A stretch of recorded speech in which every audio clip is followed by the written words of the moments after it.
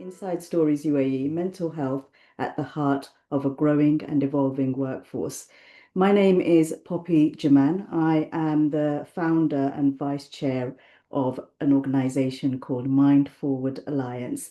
And our vision and mission is to help global businesses create sustainable, high-performing environments through the lens of mental health. And we're a not-for-profit, and we've been going just over a decade. And all the companies and colleagues that you're going to meet on the panel today have been part of our journey for a number of years.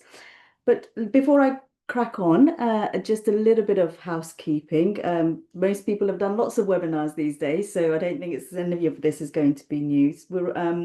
We've got this conversation for about an hour and a half, so until 1:30 GST or 10:30 BST. And at one point, I think near the end, around about 15 minutes from the end, we'll definitely have time for questions. There's a Q&A at the bottom of the screen, or everybody's very active on chat, so feel free to ask questions as we go. And we've got my wonderful colleague Ashley, who is going to collate the questions in the background and help navigate that part of the conversation. So yeah, let's crack on and let me introduce our wonderful panel. We've got Sheena Pirbai, founder and CEO of Stress Point Health. We've got, yeah, hi Sheena. We've Hi. brilliant. And we've got Ben Ward, partner at A&O Sherman, Meta, Middle East, Turkey, and Africa. And then finally, we've got Ben Moore. Just to really confuse me, we've got two Bens on the call today. Ben Moore, who is a partner at Deloitte. All of their profiles are on the chat because they are, as I was saying to them earlier, high achievers, and their bios are very long. So I do suggest go and have a look at how wonderful the wonderful achievements of our panel. And thank you all very much for giving us the time today. So just briefly, what is Inside Stories? MindForward Alliance has got a leadership pledge, which we have got a few hundred signatories around the world, people signing up to say we are committed to creating mentally healthy workplace, or we're created this agenda, and their businesses signing up to that.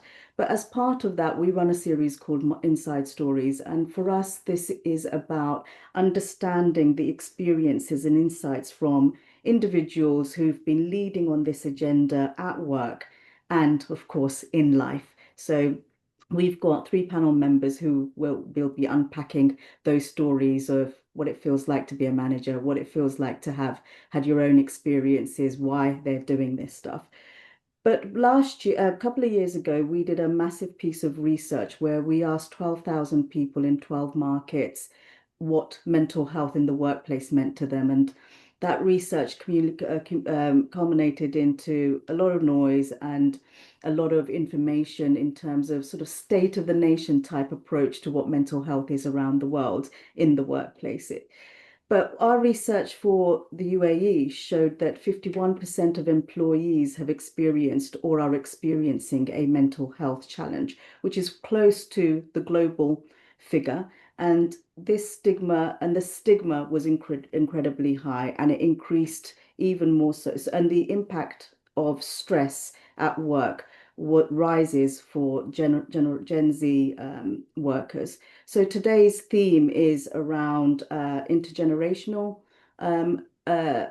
expectations and insights and understanding, and also the cultural nuances that come alongside with that, and how do we actually navigate that within the work environment from an UAE context. So that's enough from me. I'm going to first of all just ask a very broad and open question to all of our panel members, which is, could you just say a little bit about your role, and also why was it important to you to sign up to the Leadership Pledge and make a public commitment to this agenda? So maybe Sheena, I'll start with you first, then if Ben Moore want to come in, and Ben Ward.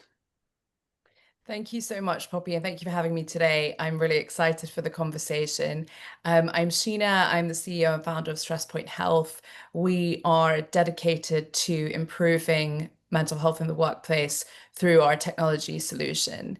And MindForward Alliance is a really important organization for me.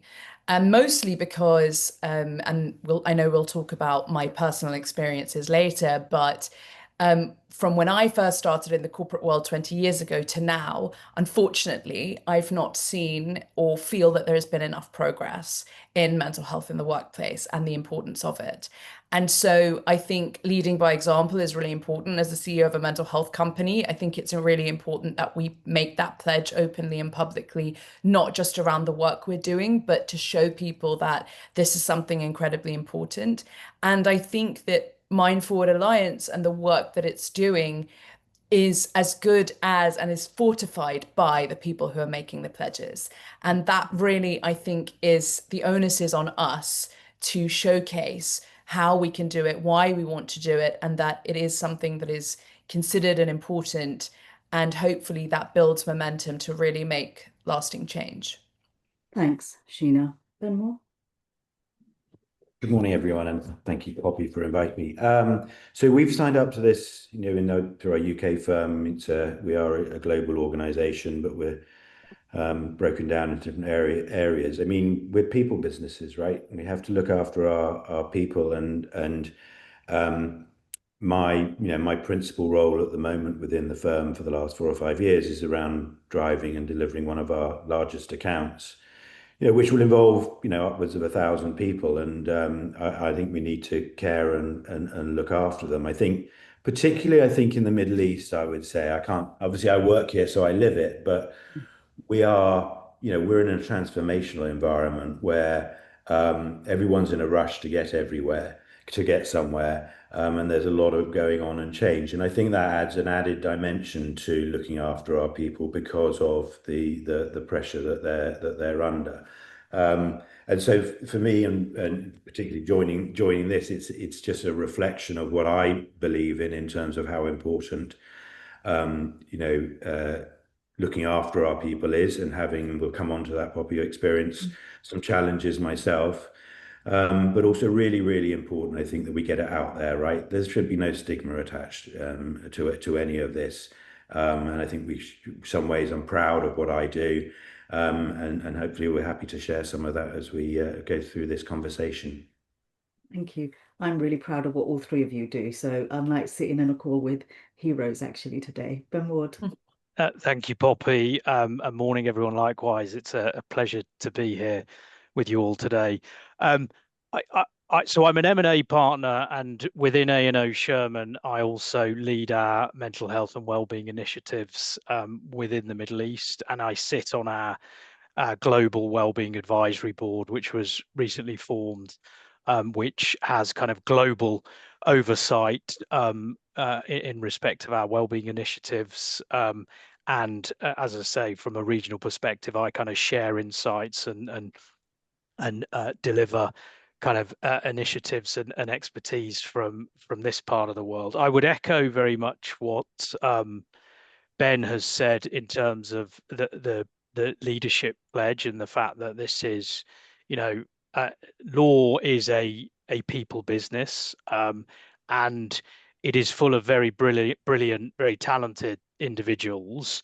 But like everybody, they have mental health and well-being to think about, and there are times when they are put under challenging circumstances in a high performance environment. And it really is incumbent upon all of us as leaders in firms to make sure that we're getting the best out of those people and they are able to fulfill their potential. And the only way we can do that is being, open and transparent and supportive when it comes to these topics. Over the years, I've seen too many very good people, with some of the more outdated ways of working, who've left the profession, or they've suffered from burnout, they've not performed at the levels they should, simply because there hasn't been the kind of openness and the dialogue that we need on these topics. So it's really coming from a place of ensuring that we can sustain the high performance that is expected of us all in an environment that allows people to be themselves and to flourish. And that's really the goal that we're seeking to achieve when we approach these initiatives. So I should just like thank you for all pointing slightly different angles on the same issue here. But one of the things that all three of you are doing already by just speaking about this is signaling that this agenda is really important. And our research that I referred to earlier showed that globally, 85% of people said, out of these 12,000 people, 85% of people said that when their leaders spoke out and spoke up about mental health, loyalty, productivity, engagement increased. That dropped to 35 or 36%, I think it is, if they didn't. So just simply, I mean, this doesn't cost anything. And that's one of the things that I do want to talk about later is it an investment or is it a cost? Because you speaking out and just being here today and your colleagues listening to this has an impact that has got no financial cost, but the human value of that is without you just can't deny that. So Sheena, let me come to you first. Stress point. You've obviously got this amazing product. You're doing all of this work to understand the issue out there. What do you see as the biggest barriers, and how have you gathered that knowledge, please?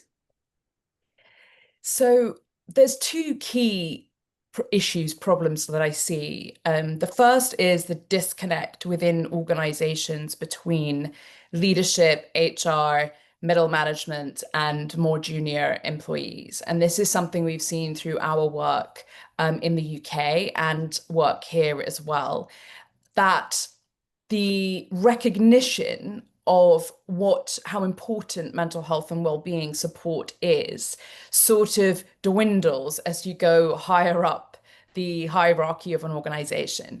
And the reality is that the younger generation, you referenced Gen Z, they are looking for more out of their working life than just a high-paid job in a reputable company that's going to burn them to the ground. They would rather take a slightly less graduate salary, but have well-being initiatives and have their mental health supported and a better work-life balance. And in the corporate world now, there's more choice. You've got tech companies that, the Googles and the Amazons and the Metas of the world that are offering that in a much more substantial way than, when I was first getting into corporate 20 years ago, where it was really the big banks, the big consultancy firms, the big law firms that were that were the sort of top end of where you'd be as a graduate. So I think there needs to be more cohesion around what, if you want to attract the best talent, you want to retain the best talent, and you want them to perform at their best, there's got to be a connection between all the different layers of an organization. And the second issue, which is something that we're really working towards, is measurability. How do you track and measure that the initiatives that you have in place are actually working? Do you have, as an organization, the data and information to show that it's all very well offering mental health and well-being support, but if you don't know that it's really working and you can't quantify that ROI, which, by the way, it is quantifiable, how is it going to lead to long-term commitment to that mental health and well-being strategy? And I think that in the workplace, this is particularly important, that we have to be focusing on ROI, because at the end of the day, companies are looking to enhance profit. But that, to me, is directly linked to performance, directly linked to absenteeism, directly linked to all of the things that are underpinned by poor mental health and well-being. And so I think that if these two things are addressed together, we create a powerful impetus within a company to really commit long term and to commit to things that will actually have impact. And I think that's really important. Thanks, Sheena. And Ben Warden, maybe I'll come to you around this now, because you A&O have been on A&O Sherman have been on this massive journey, and we've been very privileged and lucky to be part of this journey with you. But you've also this global advisory board, and I guess what Sheena's saying in terms of strategy and the need, you're already leading on that by pulling together a global board that looks at this in a lot of detail. Can you just say more about that and why you've put that, why that is in place? Yeah, absolutely, Poppy, and you're right. We have, as a firm, as many of you may be aware, we've been through a journey, and particularly over the last kind of 12 to 18 months, there's been some significant change within the firm. We've obviously merged to become A&O Sherman. So I think as part of that, and we all know that change can be unsettling for people. I think that kind of focused our attention on the need really to tackle this um, in the way that we are now doing. And the Global Wellbeing Advisory Board in particular, I think, was put together not just to push some of the initiatives that we also had, but as well to make sure that the business case, if you like, for these initiatives was being put forward, particularly to the partnership and to senior members of the business, because we're not just focusing on this because it is the right thing to do or because it's a nice to have. Of course, we should be doing that anyway for those reasons, but I think to really get the attention sometimes, and back to the kind of intergenerational point, to get the attention of a kind of broad and diverse set of decision makers within an organization, you need to emphasize that point around the business case and the strategic imperative for paying attention to these topics. And we work, as everyone on this call does, we all work in high performance environments, and what we need to be able to do is ensure that we have a workplace where people can perform at a high level on a sustainable basis over a period of time. And if you are not doing that, as Sheena alluded to, burnout, absenteeism, lack of productivity, all of that will be a massive problem within your organization. And when there is a problem with all of that in your organization, of course, there is that impacts your bottom line, right? That goes straight to financial performance. So amongst other things, a key part of this Global Wellbeing Advisory Board that we put together is really delivering the message and making sure that people understand why we are doing what we're doing and how we are going about it. And it also, Poppy, it's about trying to divorce the reality from some of the myths, right? Some of the skeptics might raise their eyebrows and say, oh, well, it's just about telling people they don't have to work as many hours. How can I possibly, how can I tell my clients the team? And of course, we know that's not the truth. It's about working in the right ways on a in ways that protect people and they can kind of sustain themselves at those levels.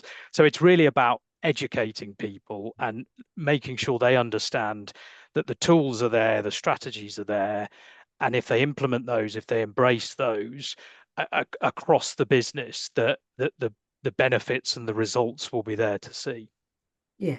And Ben, that's so important about the sort of the myths and the sort of, oh, well, what is all of this fluffy subject about? You're gonna put the clients off, we're gonna be seen as a soft organization that doesn't take calls whenever. It's not true. And actually your colleague Jyoti, who I am a massive fan of as well, she's quite a lot of the last recent posts of her LinkedIn is worth looking at about managing energy. So actually it's having the skills to go, okay, there's going to be periods of time and permission within a team structure to go where, there's going to be a period of time where it's high energy, but then you can't sustain that. So what we used to do is go, you're just going to operate at that level for 6 months, 3 years, and then you accept that your career just takes a nosedive and you exit, and goodness knows what else might be the sad and tragic outcomes of that. Actually, we're talking about being much more clever because we've got the science and the knowledge, as Sheena said, to be able to do that. So I'm going to come back on some of that. But Ben Moore, may I come to you?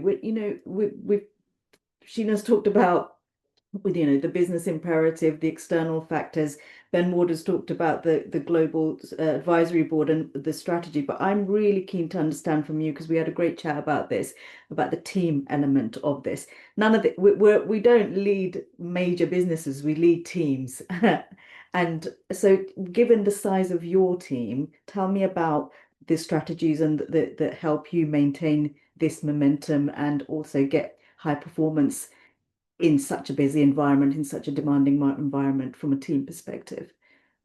Thank you, Bob. Yeah, this isn't fluffy stuff, right? It is backed by science.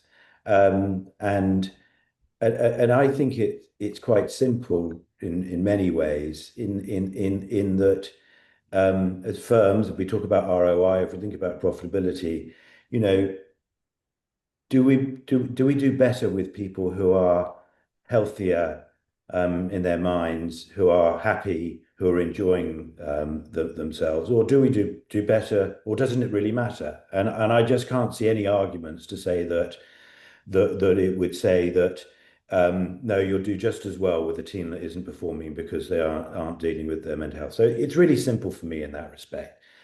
I think then for me with the team, it's really important that it is a team, right? Mm, Everyone in that team is really, really important. And Sheena, you talked about the different layers there, and every team is made up of different layers. mm, And I always remember some advice I was given, oh gosh, many years ago now, around leading a team and about how it's important as a leader to recognize that often many of them will march to your tune, and therefore if you're not in a good place, they probably won't be in a good place. Again, it comes back to the simple things about, do I get better? Do I get more out of people by them being in a safe and included environment? And thirdly, and this is one of the things that I think is that, I'm privileged to sit where I sit, and I've been doing this for a long time. And there's just as an example, there's got a lot of admin that comes to me that I have to approve and things like that. And I'll get relatively junior people apologizing for sort of chasing me to do things.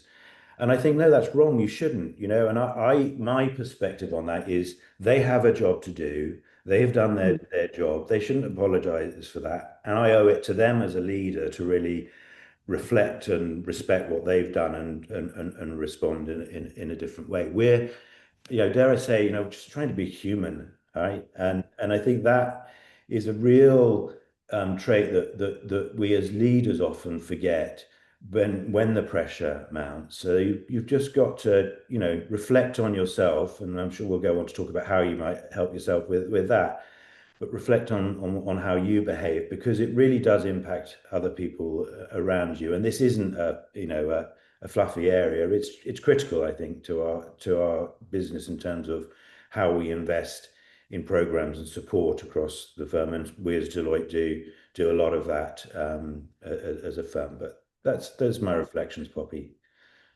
Yeah, thanks, Ben. And actually, to all of your points so far about how serious this is, we've got the beginnings of legislations that's coming in, and Australia is a really good example of that. So if you haven't seen Carolyn, as McSweeney has just put in the chat, in Australia, landmark codes for practice of practice as part of their workplace health and safety laws have come in. And we've got a chapter of our organization in Australia, and we were very involved in and very encouraged to see those managing psychological hazards.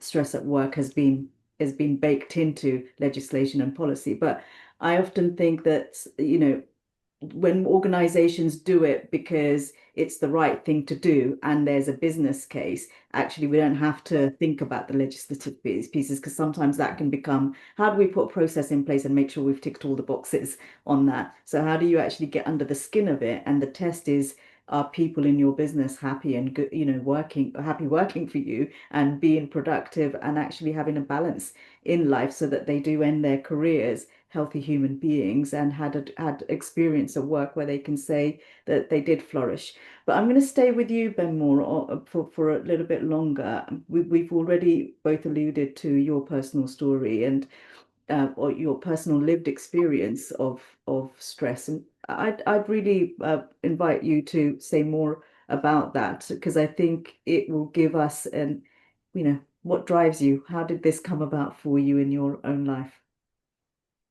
Yeah, look, I think that, and it's different at different stages in your career, in some ways, but very similar in other ways. And if I look at an example of myself, and sort of going back 4 or 5 years ago, where I took on a new role, it was post-COVID, so it wasn't really related to that. But um, I think I just got a bit lost in the role that I was doing, in that all I could see were the problems that I was dealing with, and they were ever increasing and ever complex. And when I say I got lost, I think. I don't know that I necessarily recognized it at the time, that it changed me and the way I was behaving, and I don't think that that was helpful to me for dealing with things. And it was at that point, and I think again, and credit to my wife for supporting me on many of these things. And we need to lean on different people within our lives. It doesn't necessarily need to be a spouse, but she was like, Ben, you're not dealing with this very, very well. You need to get some external help. And I did do that, and I took on a therapist, and it was amazing, right? Really, really helpful to me. It helped me find lots of things, like my own space to deal with a problem on a regular basis, with someone who could guide me. It helped me find someone who was, and I say this in a way, say it was just all about me rather than all about them. Well, not all about them, but you know what I mean. Your conversation with people around, everyone's got a perspective, but if you can have help from someone who's just there to support you, then I think that's really, really valuable, because it gives you that perspective. And what the lady who I work with helped me do, it was scheduled on for an hour and a half on a weekly basis. It was brilliant. Was actually remind me of some of the good things that I was doing, Mm. that I was reading wrong at the time. And we went through this for months, a year, well over a year, these sessions, and it just helped me, one, take some intervention when I needed it, so recognizing it's important. Two, it then um, helped me definitely helped me feel better about the things that I had lost sight of that I was doing well. But three, it then just made me more productive, because I was able to deal with the issues and get the perspective on them. And it's something I have stopped doing, but I consider doing again. And it's something that I, as a leader in the firm, and I'm happy to talk on this, on this environment, say I did it. It's something I tell my people I've done, Right. and I put them in contact with various different people. We have lots of support within the firm to it. But I think, if you don't need to hide it, right? That's just not the thing to do, and get it out there and show your people, lead by example maybe. But that's my own experience of taking an intervention that has just helped me do even better than I was doing, or maybe just help me get back on track to what I was doing. And thanks for sharing that. Can I ask, was there any reluctance? So because I think there's two things that really stood out for me on what you've just shared. First of all, when we're in the thick of it, we don't see our patterns ourselves. And so therefore, having family trusted conversations, that people in your life, whether it's at work, your friends, your partner, your kids, that notice and are able to go, I've noticed this shift in you, what's going on? Is a great question. And then what are you going to do about it, and how can I help you? Those are just the three very simple mental Yeah. health conversations. And they don't sound like mental health conversations. They just sound like a compassionate human conversation, but that's what it is. And I think we do need to demystify this whole, I'm not a psychiatrist, I'm not a clinician, I'm not how, is it my job to provide healthcare at work? I'm just a manager. That's all you're doing. You're managing people to be their best. So there's that bit. But then the other bit was, how did it feel to, like, I'm guessing you've never, this was the first time you access support in terms of a therapist. You're a man. We don't expect men of our age to be going out and getting therapy. Like, what was your initial reaction to that? Was there a reluctance? Was there a resistance? What personal stigmas did you have to get over? Or maybe you didn't. Yeah, not so. I think I needed to. I think what I did was recognized that I had seen therapy work for other people, my wife and other people Yeah. in my family. And so I was sold, if you like, on that. I know it can be valuable. I think then for me at that time, it was about recognizing that actually, you know what? I need to find the time to do something to help myself, Yeah. right? At that hour and a half or whatever, I could have done more work in that time, but where was I actually going to get some real benefit for everything else I did? So it was the personal recognition that an intervention or assistant was going to work. And when it comes to sort of stigma, I'm in a mindset where there shouldn't be that stigma, Yeah. right? And therefore, it's hard for me to understand why people attach it to it, because they shouldn't. It just shouldn't. There shouldn't be a conversation around it. It should just happen. Which is why I've been so open about, oh yeah, sorry, I can't do it. Then I've got a session with my Yeah. therapist. Yeah. But not everyone is like that. But I No. think we can, in our own behaviors, hopefully we can help other people get to a position where they kind of get through that, oh, it's not Yeah. quite right, or it's a bit weak or whatever, and go, no, I'm going to do this for myself. Yeah. And I think help-seeking behavior is a strength and not a weakness, and it's a skill and an art, not a weakness. So I think that really comes through. Sheena, if I may, I know that you've also you set up Stress Point as a result of your experiences, and you had that experience early career. And just because your stories are so sort of different stages of career, I'd love to just hear a bit more about your story. And then Ben Ward, I am going to ask you actually to reflect on sort of how has the organization bridged the sort of generational differences, hearing these stories, but I know that your employees are very diverse, both in terms of religious and ethnicity, but also age. So it'd be really good for you to get that sort of strategic view from you in a moment. But Sheena, over to you for your experience and what drove you to be here. Yeah, so after I graduated from Cambridge, I was on my bicycle and I was run over by a lorry in Cambridge, went under the front wheel of the lorry and had fairly significant physical injuries. I spent 3 months in ICU. I was 20 years old. I was absolutely devastated, didn't know, what my life was going to be like now. Nobody spoke to me about my mental health during this time at all. So I had no idea, PTSD or trauma related, anything. It wasn't spoken about. It was just purely focused on my physical recovery. So I did recover after about a year, and then I started a job in investment banking. Investment banking plus underlying PTSD, I think you can only imagine what the result was. And 2.5 years later, I had a total mental breakdown. Even at that point, I didn't recognize what was happening to me. My employer essentially said, you can have 2 months sick leave, come back, or don't come back. That was my experience of the employee support. And it wasn't until my physiotherapist, and this is what resonated about what, you and Ben said about people recognizing it. My physiotherapist, who was helping me, still helping me with my physical injuries, she said to me, I can feel the PTSD held in your body and you need to get help.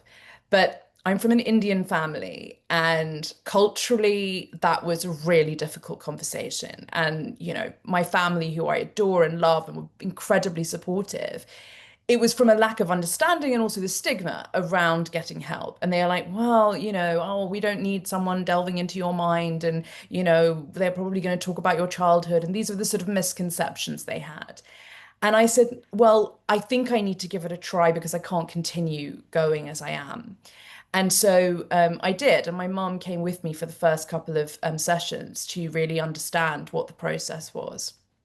And then she saw how much it was helping me and how much I needed it, and what it was all about, and it sort of helped break that stigma for her.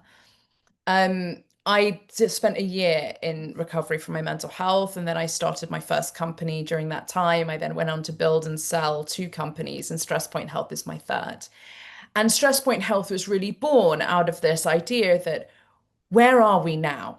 in the 20 years or the 15 years that I've been, out of, I lived, I lived abroad, I lived in India and Dubai and America. So, when it came back to the UK, it was, where are we now? Let's take a sense check.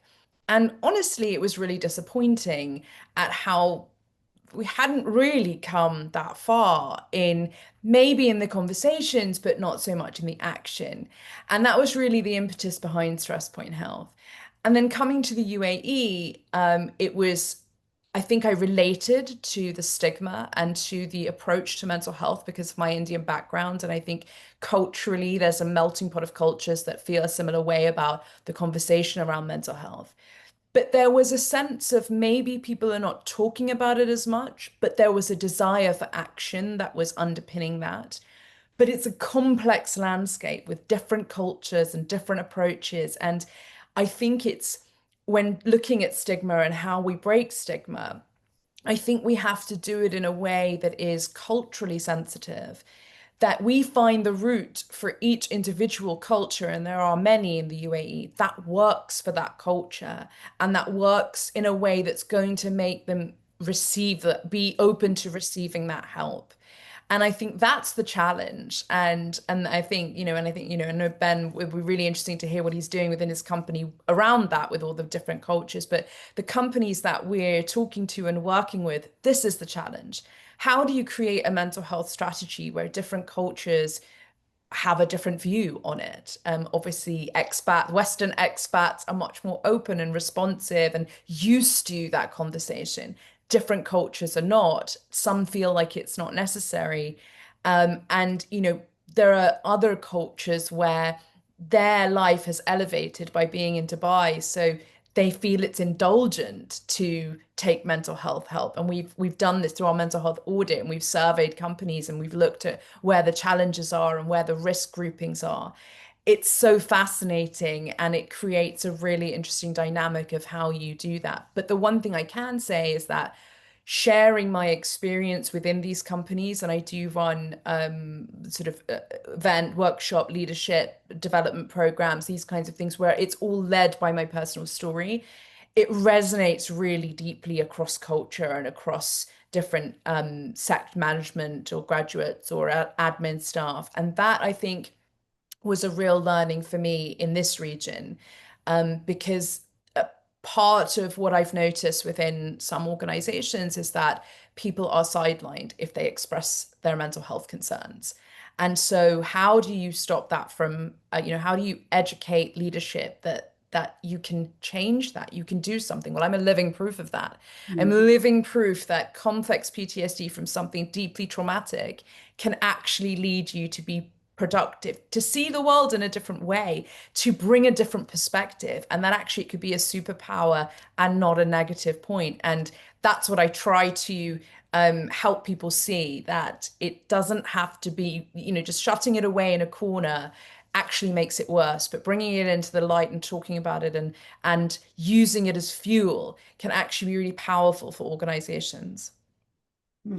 Thanks, Sheena. And I am just going to ask people that are watching and listening and watching, if you've got a culturally nuanced example or a barrier or actually a positive, do bung it in the chat. It'd be really interesting to hear what the different, there's people from all over the world here. So it'd be really interesting to hear what barriers and solutions different cultures create for mental health. And for me, one of the things that get lost in this is that spirituality, faith, arts are a really important part of the solution. But because again, it's perceived as, well, that's a fluffy thing to do. But moving our bodies, creating things with our hands, which is sitting away from laptops and tech, spending time connecting with people, all of those things build up our resilience and top ourselves up so that our stress container is managed. And again, these aren't directly what people sometimes assume a mental health conversation is about, but these are absolutely mental well-being conversations. And I just wanted to ask you one more question before I go to Ben Ward. So your family, you had a bit of a time convincing, and I'm from a Bangladeshi family, and I can totally get that. But my family were also, well, this is a spiritual element to this. and we need to actually get that support for you as well. And I wasn't resistant to that. I was open to all things, open to medication, open to talking therapy, open to faith-based support as well. How did you navigate? How are your family about it now that they've seen you come through that? You're succeeding, you're a CEO of a very successful business, and therapy's been part of your life and amongst other interventions, I imagine. Where are they at now? What's the shift that's happened? I mean, there's two parts to that. The answer is in two parts. Of course, they understand and were incredibly supportive when they saw the change and they saw the impact and positive impact it was having. But I will say that I think that is related to the nature of my traumatic event. Hmm. It is not a stigmatized Yeah. thing. Having a road accident doesn't have any stigma to it. And I don't know, and within the culture, let's say broadly beyond my own family, I don't know how the response would be culturally within Indian culture if it was a more stigmatized traumatic event Mm. and something that was more taboo and couldn't be spoken about. Because I'm very open about sharing my story. I have a blog where I share intimate details of what happened. And my when I first started that, which was a few years ago, my family read it. They were super proud that I was able to share my experiences and that it could help others. But I do believe that that culturally is linked to the fact that it wasn't a taboo trauma. So there there is a caveat to it, I think, culturally, and this is where it gets so difficult to navigate, particularly in the workplace, because we don't know people's backstories necessarily. We don't know what it is that is a contributing factor aside from, let's say, just the working environment Mm. to the different layers of how they may be feeling and acting and how their mental health is impacted. So they're incredibly supportive, but I think the cultural nuances are still complex Yeah. for different people in different contexts. Yeah, and that's a really, really brilliant point because sometimes it just happens and you've got no reason, you don't know why. You've got everything, you've got a great job, you've got a great partner, you've got everything going for you, and yet you're still feeling depressed, yet you've still got anxiety. What do you do with that? Is that a personality trait? Do you then actually then internalize the stigma? And yeah, so thank you for that.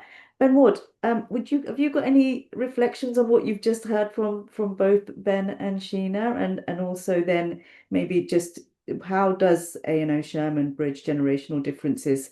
Thoughts? Yeah, I mean, whether you're talking about generational differences, I think, or cultural differences, I think just building on a point which Sheena has made, the way in which we approach this, and I think it's absolutely fundamental to kind of move the discussion forward on this is open dialogue, right? And creating a a safe space where people, regardless of their cultural background or their age, the generation that they're part of, feel that they can engage with these topics in a kind of in a respectful and safe way. I think we've kind of established various programs to that end, kind of workshops on intergenerational differences. We've had internal sessions where representatives from different parts of the business, some of whom may be kind of Gen X on the one hand, and others, we've talked about Gen Z, and they kind of come together and just talk about the topic and share experiences on it. And I think the really important thing in that to remember is that you know everyone approaches this in a different way. The way in which they want to talk about this or they want to engage with these topics is different, but as long as you respect and create, like I say, that kind of space where they can do so, you very quickly discover how committed and how passionate people are. So take on the generational point, for example. Some of those workshops that we facilitated, we found that obviously, I mean, in a workforce like ours, you've probably got you've probably even got some boomers still around, and you've got lots of Gen Z, and Gen Z are very good at talking about this topic. They engage on it. They're very vocal about it, and obviously older generations are the other extreme. But as long as you kind of respect the way in which people come to this, um, what very quickly happens, I think, is that the stereotypes get debunked, right? It's very easy just to group a bunch of people together and say, oh, they're part of this generation, so this is what they think about this, or they're from this cultural background, so that's what they think about that. And then as soon as you start to engage on a kind of human level in those discussions, in that dialogue, it very quickly becomes apparent that those are really very lazy, as all stereotypes are, right? That's a very lazy approach to these things. And I think within that, what we've seen is, and particularly on the kind of cultural nuances that Sheena's been talking to, we've actually had people who have come to us and said, actually, do you know what? I'm from a background where at home this is something that is taboo and is not talked about, but I feel really empowered and grateful for the fact that within my workplace, that there is now a safe space where I feel I can talk about this, which in a way perhaps at home I wouldn't be able to, and that's really beneficial. So I think as well, it's about it's about developing those kind of safe spaces where people who in other parts of their life might not be able to engage with it, but in the workplace they can. Um, and as long as you've got senior people like ourselves who are kind of visible and sharing their stories, and they're kind of role modeling this, as I say, very quickly the kind of the discussion goes from there, and very quickly I think people feel kind of confident to overcome some of these barriers that they might have faced. And uh, it is something that, when we had a campaign where the senior members of the business were giving their kind of perspectives, their lived experiences of mental health, and they shared it with the firm. And off the back of some of the work we've been doing, it was as much people from these different backgrounds as it was the people who you would usually expect to come forward and be more confident sharing this. It was older members of the business, for example, or people from different cultural backgrounds. And I think that is kind of testament to the fact that they were given this platform and this dialogue, and they therefore felt the kind of confidence to engage with the topic. Yeah, and all of you have mentioned line manager training, and that we know, all the data out there shows that there's not a lot of, mental health is Cinderella of services everywhere when it comes to research as well as healthcare interventions. We're doing our best in the academic and not-profit sector to keep pushing this forward so that there is more investment globally around it. But the two things that we do know for sure is peer support and line manager training have huge positive impacts within the organization. And MindForward deliver a lot of line manager training as well as bespoke training from everything from a toxic perfectionism and how the impact of that. And that's a trait that is seen across all diagnosis in mental health, this perfectionism. And you guys in the high performing industry will be very, very aware of that, sort of the idea of everything's got to be right, and the stresses that come as a result of that, and the burnout that comes as a result of that. And that journey usually starts at university and so you often workplaces like yourselves are undoing that to become more relaxed and human so that actually people perform better and are not living in that higher state. So I think there's something about the training, but the open dialogue is so crucial, Ben, in terms of the creating the space and the peer support. When we see each other people in our networks, within our businesses, within our communities talk, we talk. But Ben, do you think there's the fear? Well, like, what is the fear and the barrier about? Is that because it might be career limiting? Is that where it comes from? I think historically, Poppy, yes. I think in the kind of industries that we all work in, I think there was a perception that it was kind of a Darwinian battle. Whoever could stay standing the longest would succeed. And therefore, whatever you were kind of struggling with, or in your personal life, you had to kind of, you couldn't share that, and you just had to keep on going. So I do think historically that was the case. There is probably still an element of that somewhere, but I think the discussion from my perspective, has moved way beyond that, right? Just in the last few years, and again, at a different rate of kind of progress in different parts of the world, right? And that's back to the point around kind of nuance and cultural differences. But I do, you know, I kind of ad nauseum kind of repeat to the team, and as we all will, that you have to be you cannot suffer in silence on any of this. You have to share this, and there are ways of working, there are strategies that we put in place that will support people in these circumstances, and they will support the teams in these circumstances to keep delivering. And I do think that message now is kind of sufficiently hitting home, particularly with juniors who are coming up through the workforce, so who in 10, 15 years' times are going to be the ones who are in leadership roles. I do think that perception that, if I don't put my hand up and tell someone that I need a break, or I need this support, or this is going on, it's going to be the end of my career. Because frankly, if there was anyone in a senior position, I think in any of our businesses, who was telling juniors that, they are like so wildly off script that they would be kind of very, very quickly corrected in terms of the messaging to certainly to the younger workforce.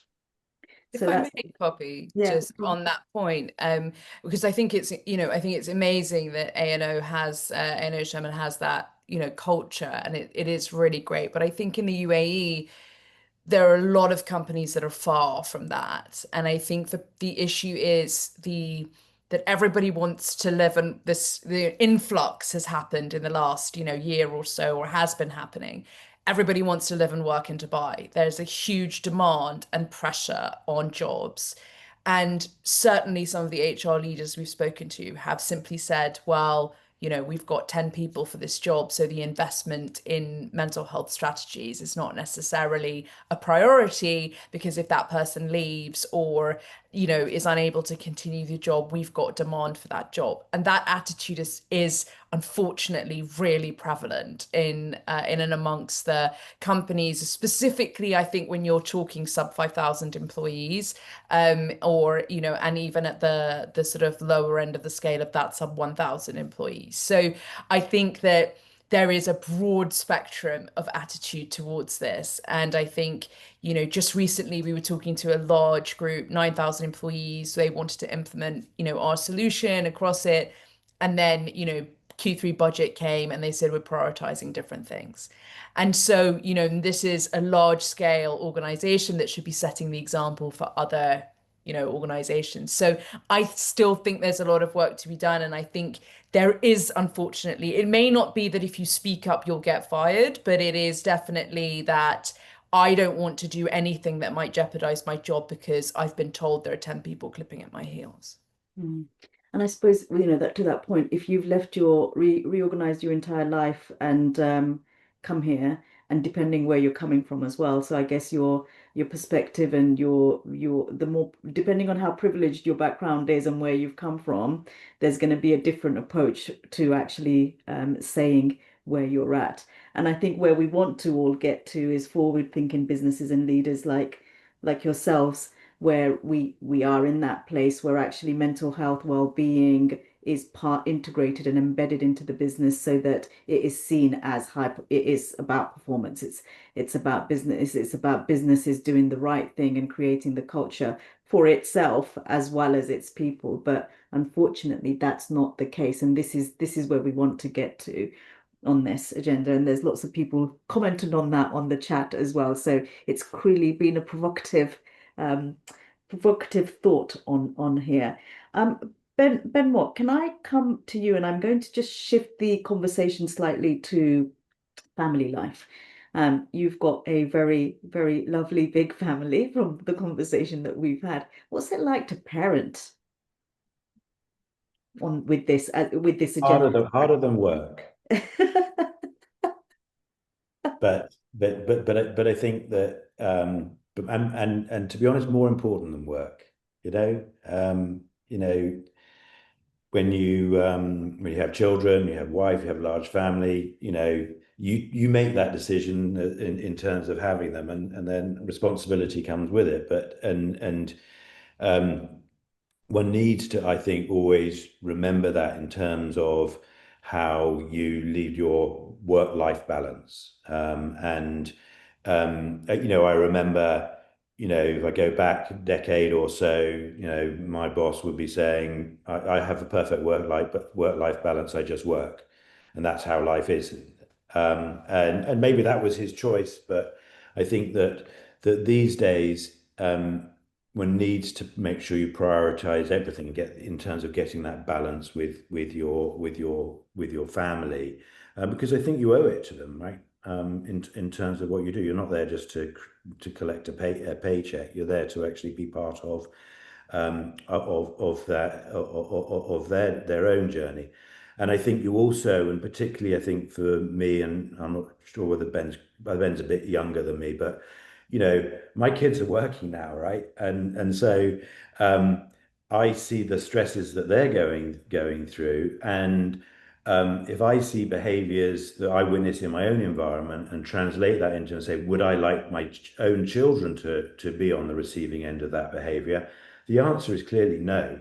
And so you get to that different perspective with it. And I think that I again take that approach where I understand kind of what my priorities are, and I understand what my priorities are in work. But I'm not a surgeon. I'm not someone who is dealing with life and death in the way that many people are. And so I need to recognize what's important, what will happen if I prioritize something with my own family. And so I do that. And I think, and as and probably we've talked about this, so I have lots of kids, but I also have two adopted kids who I adopted from Ethiopia. They're now 12, the two of them, and that's given me another perspective on life in terms of a different cultural background. They look very different to me, and one of my biggest fears is around the prejudice that they will receive because of that. And so family is incredibly rewarding, but it's a very much a learning place for me. And I choose to prioritize in that way. And I think we as a firm, and I hope, and we do, and I know with some of our senior leaders, we hopefully we facilitate recognizing that life is not just all about work, that we need to recognize that people will need to do certain things at certain times to support certain things, and they should be allowed to do that again with no stigma attached, or no, I'll find someone who doesn't have a family just so that they can be there at the all the time. So I think on my own personal journey, it's with family, whether it be family or whether it be work, we learning from those experiences because they're all incredibly valuable is really important. One thing I kind of was just listening in the previous conversation, and I think we need to do more, is we encourage our people to listen to our clients, listen to what they want and understand what they want. Why we don't do enough of that with our own employees in terms of listening to them, I don't know, but I think being someone who listens to understand things is going to be really important to success, because then you can understand whether it be different cultures or whether it be different pressures. Listening to people is just incredibly powerful and important to me.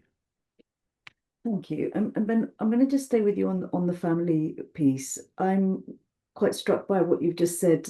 Your kids, a couple of your kids look very different to you. What do you worry about in that, in terms of their future and how you see society play out, and what do you need to do differently and role model in a different way for that? Look, I mean, inclusion and racism are, is and a worry that they will be singled out because of how they look is a concern, because you can often deal with that when you've experienced it yourself. You can advise people better when you've experienced it yourself in a particular way.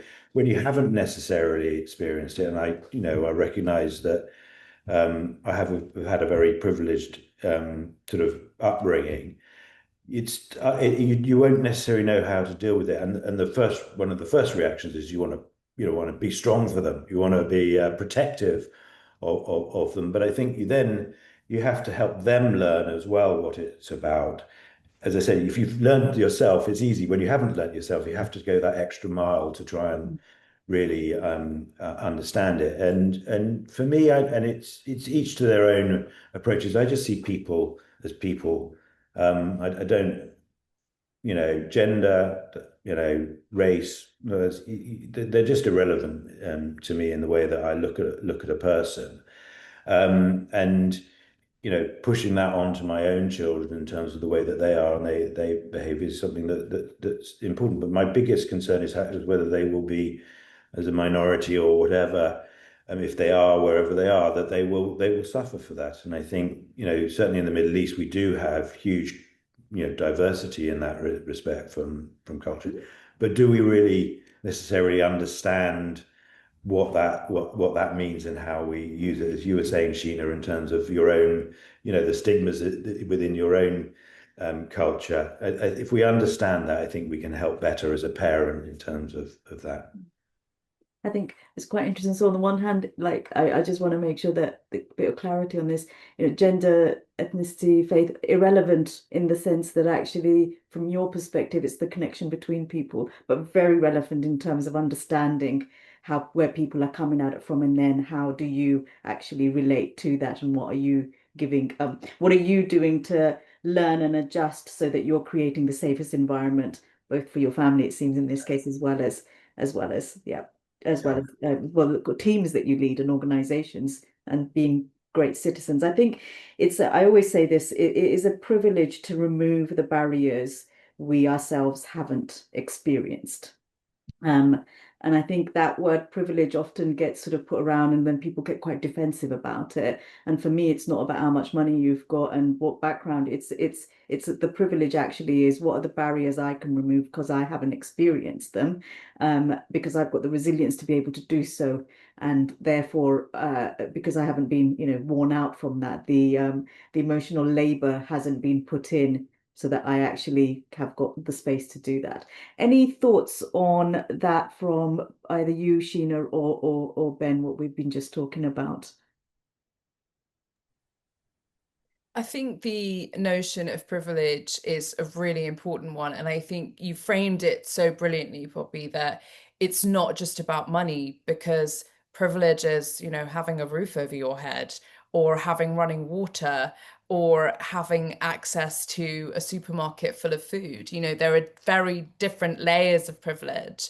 And for me, I know that my access to care was a privilege in the UK for the mental health needs that I had. And that's one of the things that, I'm addressing with Stress Point Health, is the accessibility of tools and solutions, and making that, trying to level the playing field a little bit, because that's also creating disparity, and creating different levels of people's health and mental health and well-being. If you work for a company like both Ben's companies that is really doing incredible things, you're going to have the advantage then over a company that is not necessarily implementing these tools for you.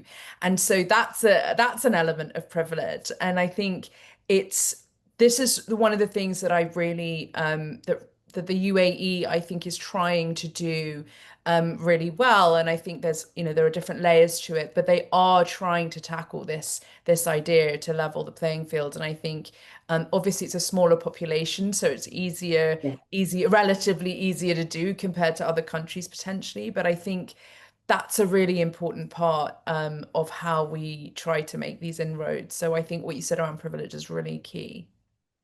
Thank you. And on that sort of standardization, one of our ambitions as an organization, we've got connections, we've been working over the years with World Health Organization, UN, and other global anchor organization. And we partnered with Oxford University to create the next iteration of our Thriving at Work assessment. And we want to be the organization that sets the standards for workplace mental health globally, which is why all of our members are global organizations, and people like yourselves that are doing the work, which is over there, like ambitious and beyond what the current thinking is in general workplaces. So I'm very proud of that. And one of the ways that we do that is through our Thriving at Work assessment, where it's a very in-depth tool which asks a lot of questions, and then we give you benchmark data year on year with improvements and very evidence-based improvements because of the membership that we've got. So we're able to say, well, these law firms are doing, and we don't give away any we don't name organizations, it's a confidential reports, but we are able to say, the aggregated data amongst the law community is this is where your company sits. The aggregated data around professional services is this, and I think that journey, it's not perfect, but it's one that we've started, and we're very, very behind getting it to the next level. But Ben Ward, let me come to you. Any reflections on what you've heard? And then there is a question for you that I will ask, but let's just take some reflections first. Yeah, I mean, I would pick up on the comment Ben made around listening, right? And the fact that, privilege, whichever kind of form of privilege you are talking about, privilege, as you say, Poppy, has become a very loaded term. And it does, as you say, some people, when you get into those kind of conversations, can become immediately defensive. So it's just this point around listening and understanding, and it's as true of discussions around privilege as it also is around broader discussions on mental health. And it is just, it goes back to this kind of overarching comment that I made a couple of times, which is, it is just about open dialogue and engaging and listening to one another and facilitating discussion on these topics, like this forum is doing. Like, senior people within lots of businesses are role modeling. As Sheena says, some businesses have a much further way to go than others. But I think if you can, if everyone can kind of foster this culture of listening and openness, and really take that forward with them, I think that's so key to kind of advancing the discussion on all of these topics, and in particular on mental health in the workplace. And Ben, on that, have you ever had someone come and share something, going through a stress? I'm sure you have, well, a stressful period in their world, and where you've gone, actually, all I need to do is not solve this. I need to listen, because that's also a mindset shift, isn't it? When you're actually business leaders and managers, and you're constantly, I know I do it all the time, and the kids are like, I just wanted you to listen. God, like, can you just stop trying to solve it? And I do get that from my adult kids quite a lot. And I have to remember that I'm not I'm not managing at this point in time. I'm actually just being a parent. But have you had that in the workplace? Yeah, 100%, many times, Poppy, right? Because, we work in A&O Sherman. Obviously, we're in professional services, right? We have clients who are, that they have their own deadlines, they are under their own pressures, and they are putting those pressures onto us, right? And I don't think it's because any of us are bad people, right? But often, if you have a team member who comes to you and says, do you know what, I'm really struggling, I need to stop, I need to take some time out, the instinctive thought is, oh my, well, where does that leave me? I've got this client on the phone jumping up and down asking for something. What am I going to do? So you have to discipline yourself, as you say, to immediately default into that kind of self-preservation reaction. Certainly in the world I work in, at least, if you're kind of on deal and it's crazy and everyone's all hands to the deck, I have very consciously on multiple occasions had to do that, and thought, do you know what, this is not about the pressure I'm under, or the client on the end of the phone jumping up and down because they're under pressure and they need something. This is about a human being who's struggling, who's under pressure, who's come to me. And this is what I will do in these situations now. If I call up that client and say, do you know what, we're working as hard as we can, we're doing what we need, we will of course deliver as soon as we can, but X member of my team is not feeling great, or someone in the team is unwell, and look, we just need to take a bit of time to look after that person. I've never actually had a situation where a client said, I don't care, that's outrageous. You know, I'm a horrible individual who couldn't care less about the fact that you're telling me. They've said, oh, well, actually, thanks for sharing that with me. I understand. I hope that person is okay. Make sure that they're okay, deal with the situation, and let's talk when you've done it. So I do think that one has to condition oneself to do it, because it's not necessarily the instinctive reaction, but you do have to condition yourself to think, this is an individual who I need to help, and I need to overcome that self-preservation reaction, and I need to get over the fear that I can't tell a client, or I can't push a deadline back, or I can't manage a client's expectations, because 99 times out of 100, the world won't kind of fall down in burning flames. The client will say, that's fine, thanks for being transparent. So yes, and again, that goes back to this point about role modeling and leadership, and juniors who come up in an environment where they see that happening will adopt those practices themselves, and a workplace will just become, I'm not saying it's kind of a perfect solution and all our work is done, but a workplace will become a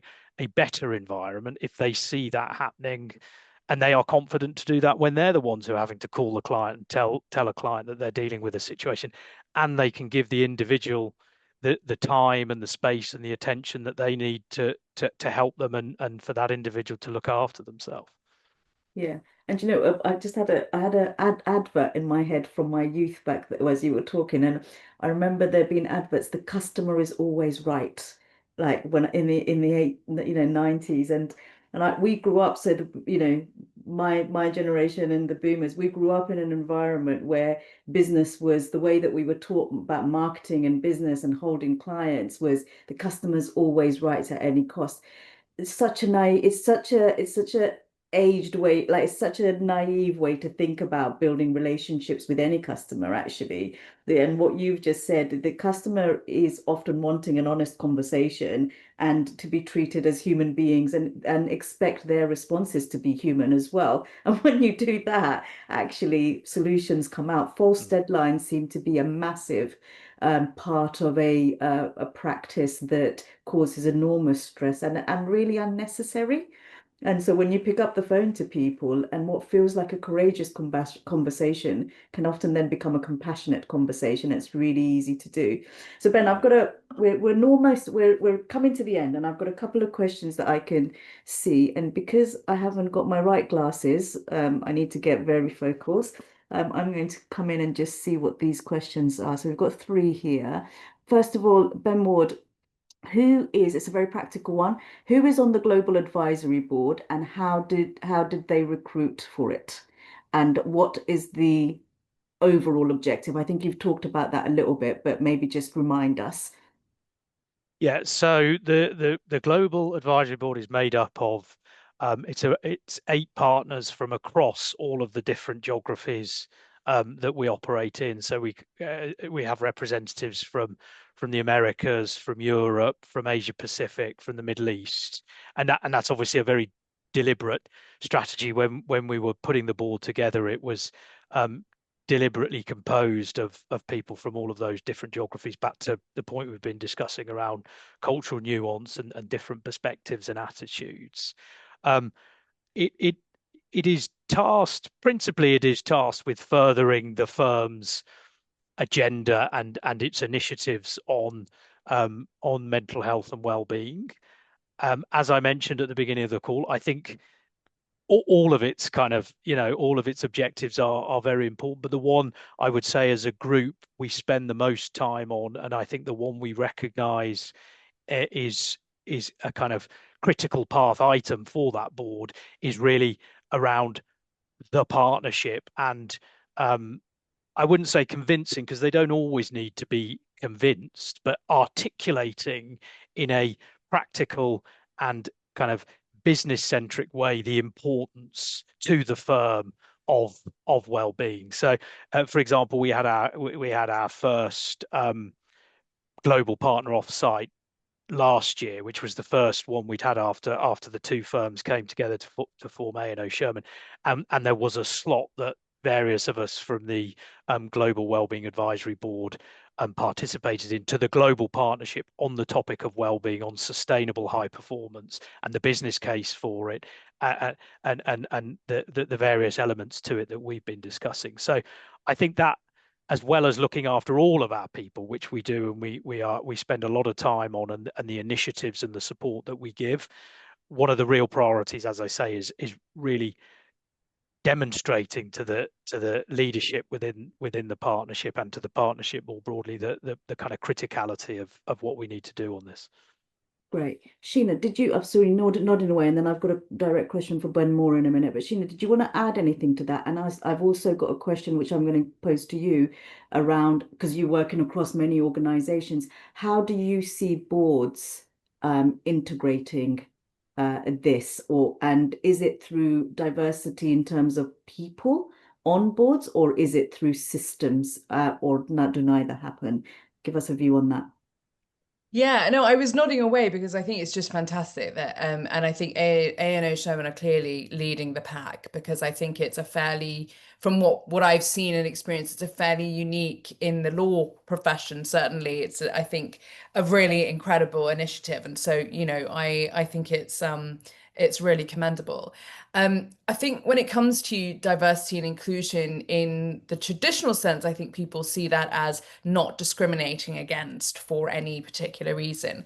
I think that definition has broadened, and I think that inclusive voices and inclusive opinions is very important when you're putting together, if you're looking at leadership, management, boards, particularly, and you know that has traditionally encompassed male and female. I think now we're sort of broadening that out. I think you get an amount of it by default in Dubai because of the general nature of how diverse the population is.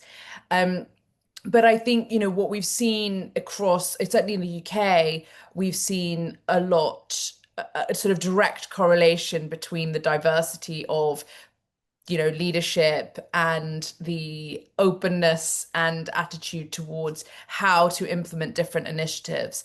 Because I think that that's a really key part of any initiative being successful, is that it takes into account, because what's good for the goose might not be good for the gander. And I think it's really important. There's no one size fits all solution. And it's really important to be able to offer different things that will work for different people. That's true also in mental health treatment. If you even take it outside of the workplace, you know, certain things don't work for in certain areas. You know, we're very much focused on emotional regulation as a focal point, because it's been very forgotten, and its impact is really important for performance, for mental health, for stress, anxiety, PTSD. Everybody's very focused on behavioral change. And so we wanted to really focus on this element that is very core to performance and PTSD and stress and anxiety, for example. So I think that that's really important. And how you get to that place of diversity, I don't think it needs to be mandated necessarily to say you must have this and you must have that. But I think whoever is responsible for looking at how you implement these strategies should be, you know, there should be differing views and understanding of how these cultural nuances will impact that strategy and the tools that you offer. Yeah, thank you. Ben Moore, any thoughts on what we've just talked about in terms of systems and people and inclusion? But also, I've got a very specific question for you. So I mean, I think Sheena broadened that out well. I mean, I think it is much broader than or it continues to get broader. I think that and quotas and things like that, I think are just, you know, they're not the right way to go. But I think that, and if we I try and simplify these things in, you know, as a firm serving the world as we serve the world, we should be you know, reflect the world we serve. Can only do better if we understand it better, and we can only do that by being a diverse and inclusive organization. And I think for me, it kind of really just starts there, and that's the way it is. Yeah, I always think about it as well in terms of, you know, you can have a quota and you can have visible representation, but if those visible representatives have got narrow views or very specific views, still the same problem, isn't it? So actually, it's the education, it's the systems change, and it's about creating psychological safety. And that's a whole topic in itself. And we do quite a lot of work on that.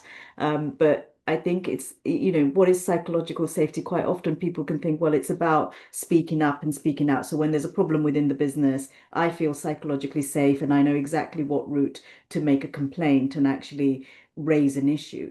Yes, it is that, but for me, it's more about innovation. If I feel confident and comfortable to go to people that look like Ben and me being who I am, Ben, both of you Bens actually, and go, I'm a client of yours, or I'm an employee of yours, and I'm not feeling great right now, and I need you to step in and support me in complete confidence that you've got my back and this problem will be solved as a team approach and not a blame on me. I'm also more likely to come to both of you with my wacky and wild ideas, which is where innovation comes from. And that's where business productivity and fun in the organization and businesses happen. And we need that as part of our lives because we spend so much time in work.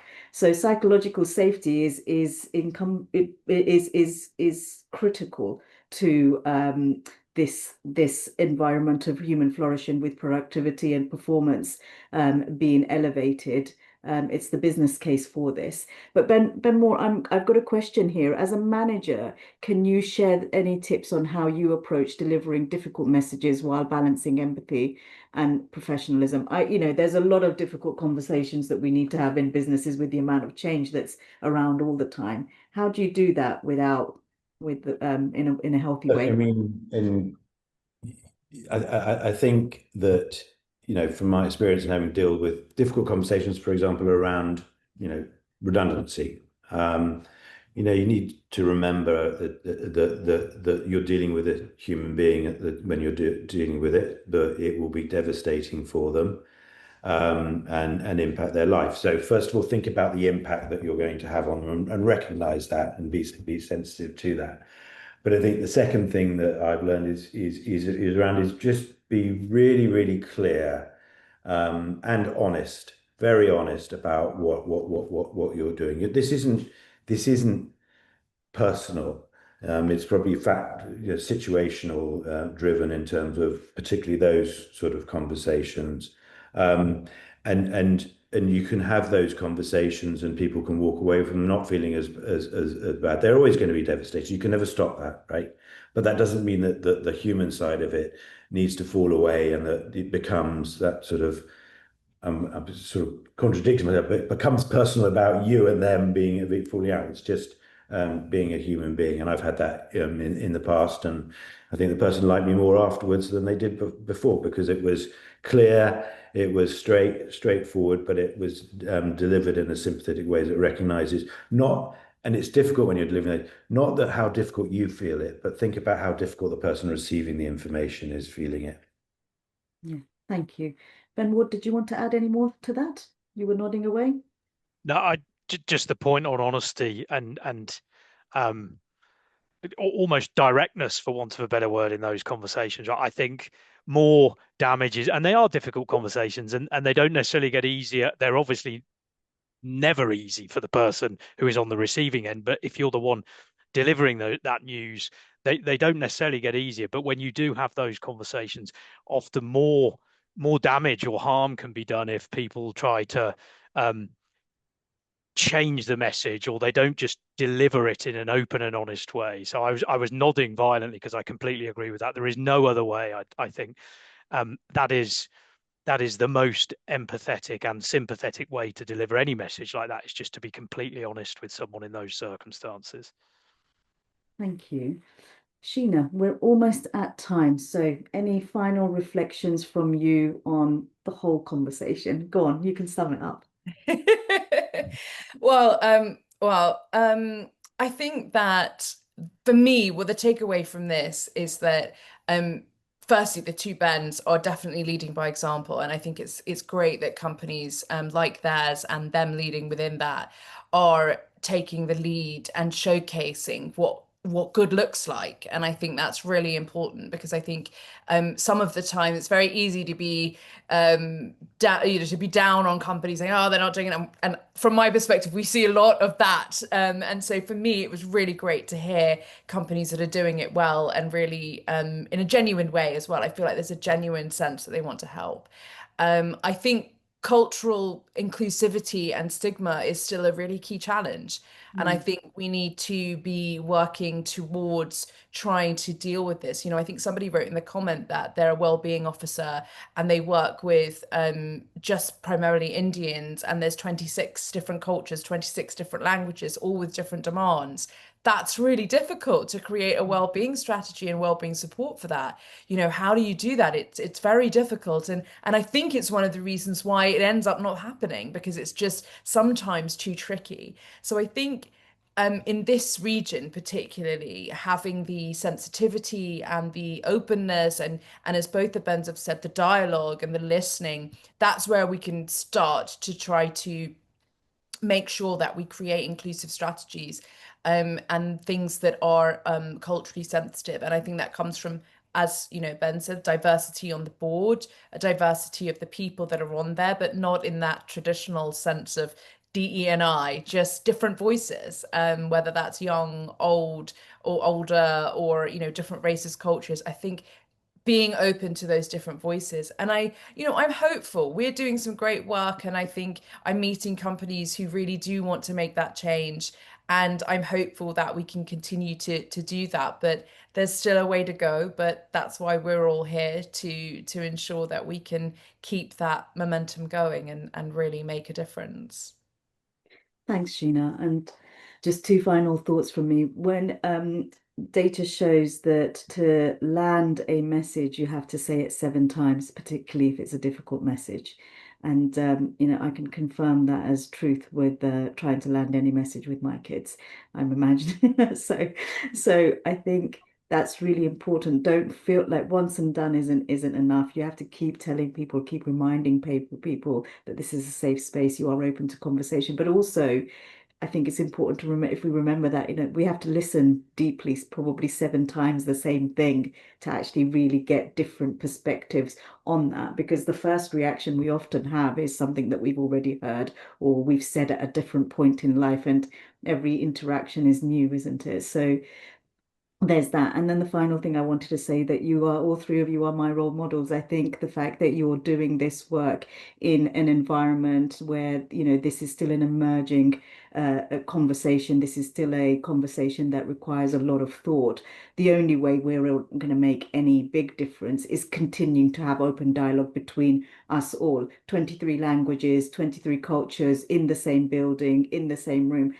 No one is going to solve this on their own. And that's why our alliance does what it does. And I'm really proud that you're all part of it. And I'm really proud that I've had a chance to get to know you all a little bit better through this. So thank you all very much. Thank you all for joining. We've got lots of great comments, lots of hearts coming up on the screen, which is always good. And I hope that what our colleagues have shared has been really helpful to you. Please stay in touch with us. If you've got other questions, we'd really like to know what they are. And if you are based in UAE, given that this theme was the UAE region, we are building momentum with our pledge and our work in this region with colleagues on the call today and others. We would really love to know who wants to stay involved so that we can continue to do this work.